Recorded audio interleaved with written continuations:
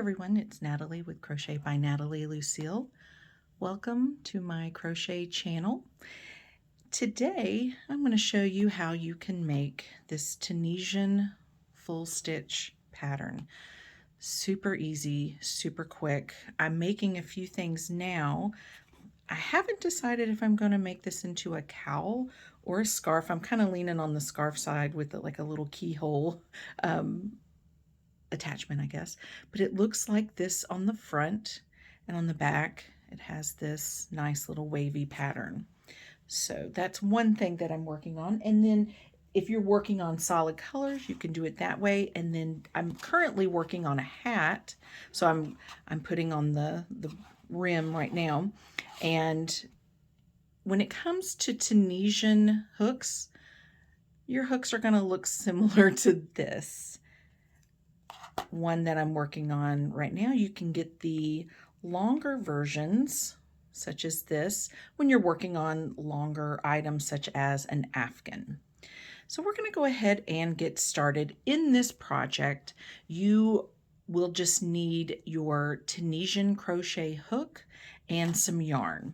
This is actually my hat pattern, so I won't be using that yarn on this, and this is just an example. So let's go ahead and get our yarn together. For me, I am using a worsted weight yarn, and my hook size, I don't know if I could see it on here because it's engraved in the wood, and this one's a K. It says it's 6.5 millimeters. You can use any size Tunisian crochet hook, and you can use any size yarn. So what you're going to do is make a slip knot, and you're going to chain any amount. So let's just do 10 to start out with. So 1, 2, chained 10, and you're going to start out with a foundation row. So you can look on the back here and you can see the back bumps of the chain. So here is the second bump from your chain. So the first one's right there. This is your second. You're going to insert your hook into it, grab your yarn, and pull up a loop. You're going to do this all the way across. So insert, yarn over, pull up. And remember, this is just the foundation row.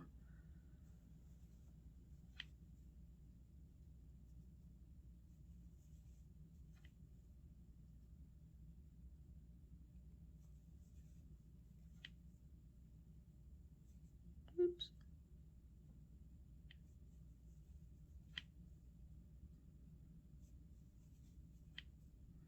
And insert into the last bump, and you'll have 1, 2, 3, 4, 5, 6, 7, 8, 9, 10 loops on your hook. You're going to chain 1. So in Tunisian crochet, what we just did going across here is the forward pass. Now we're going to come back on the backwards pass. There is no turning. You're just working literally back and forth the whole time. So you've just chained 1, and on the backward pass, you're going to yarn over and pull through 2. Yarn over, pull through 2, all the way across until you have 1 loop on your hook.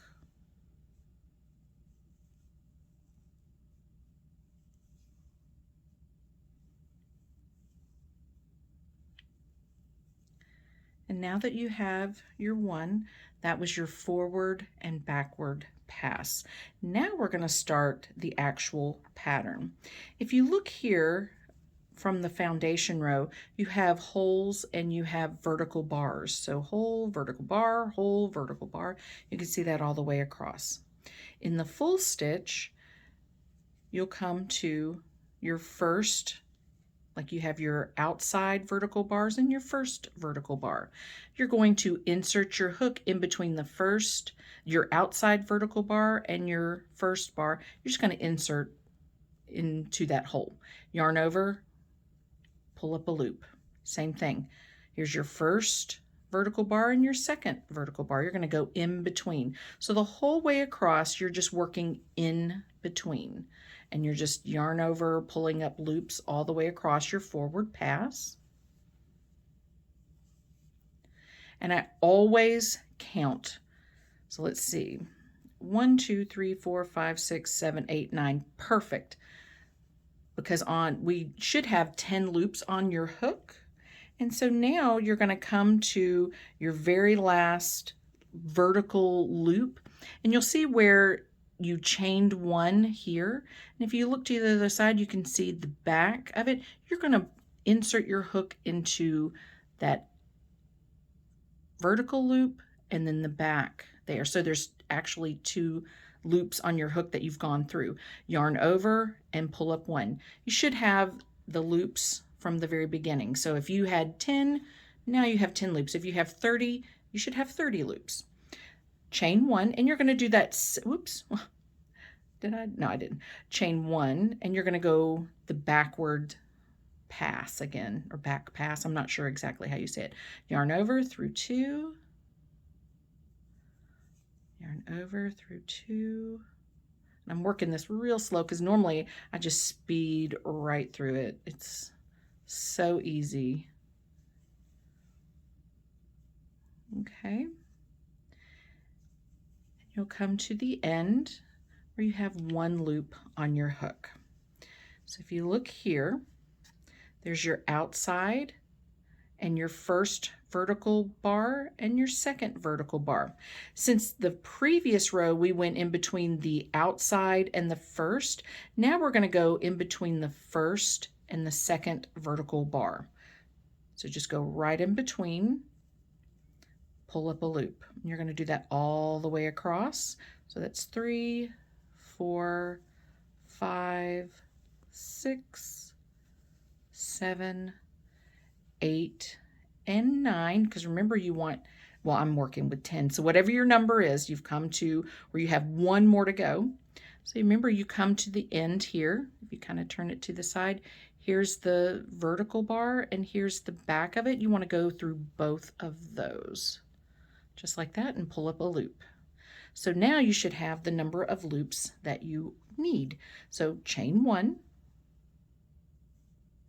And now you're going to work your backwards pass. So it's a yarn over through 2, yarn over through 2.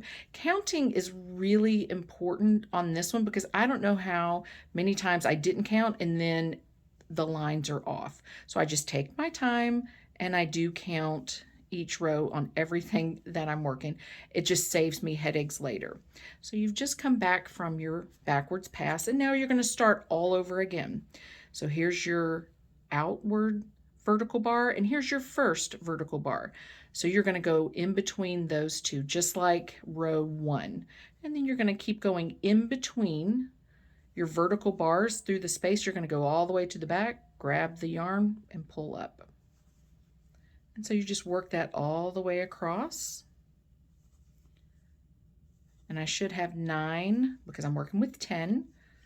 1, 2, 3, 4, 5, 6, 7, 8, 9. Yes, I do.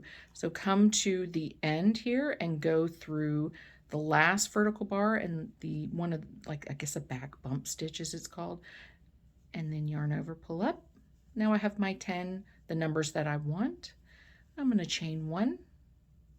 And chaining 1 keeps a nice braid on the end, just kind of like the first part also has a nice end, so it just kind of keeps everything straight. So yarn over through 2,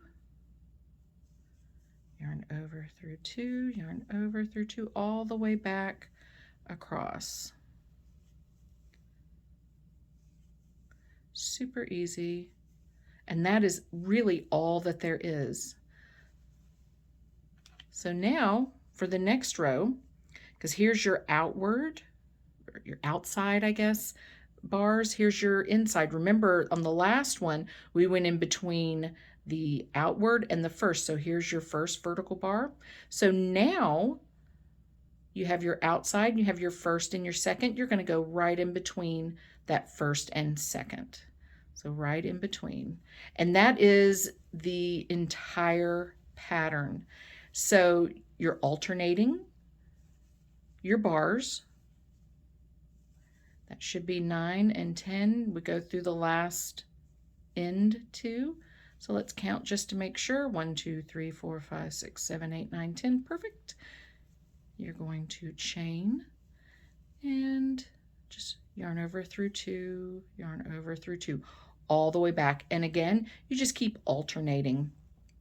You can make arm warmers, leg warmers, hats, scarves, blankets. This would make the most amazing baby blanket, because when I make a baby blanket, I like to make sure there's no little large holes, I guess you could say, for little toes and fingers to go through, and it's nice and spongy.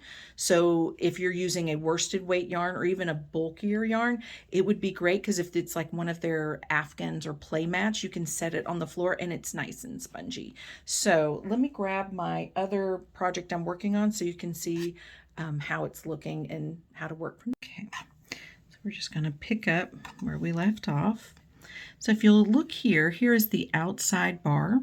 My last row, I crocheted in between the outside bar and the first bar. So on this one, since we're alternating rows, I will go in between the first and the second bar. So just go right on in and pull up a loop. So this is what's so nice about this pattern. It moves very quickly. Oops. And I guess what I love about it is it's pretty to look at too. And I find that this pattern looks like it can either be very, like if you make a scarf like what I'm making, I want to make it for my husband, and I find it very masculine, but you can also make a cowl in this and it looks very feminine. I just absolutely love this pattern. So let me count, make sure I have my stitches correct. 1, 2, 3, 4, 5, 6, 7, 8, 9, 10, 11, 12, 13, 14, 15, 16, 17, 18, 19, and 20. So I need one more into the last 2 there. And now I have all my stitches. So I'm going to chain 1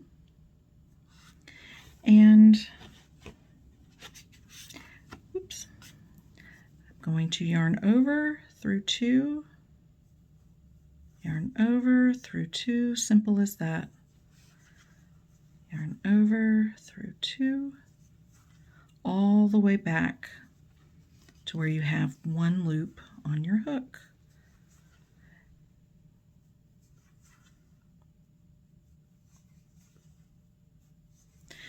And I can also show you, because I didn't think about this, when you're working Tunisian, once you make the last pass, backwards pass, and you think, okay, I'm done, I don't need to go any further, I want to finish this up.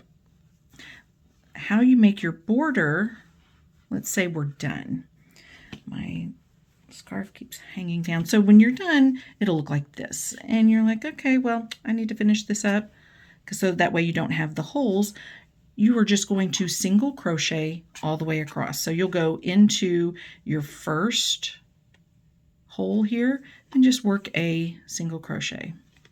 And you do that all the way across, and it stitches up everything. You don't have any of the holes. I'll show you in just a second. Even though I'm not done with my scarf, I'll take this out when I'm done with the video while I still work on it. But you can see how it closes up everything in a comparison.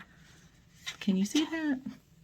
My light's not wanting to shine through, but you can see how this is closed, and see how you have all the holes here? Well, it closes up all that. So just to keep showing you what I'm talking about.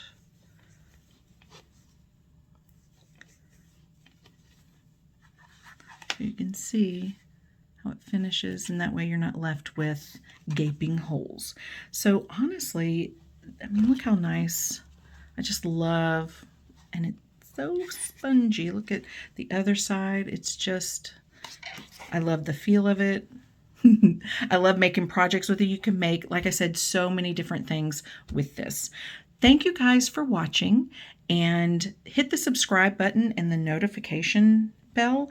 And if you have any thoughts, ideas, something you may want to see, comment below and let's see what we can do about that.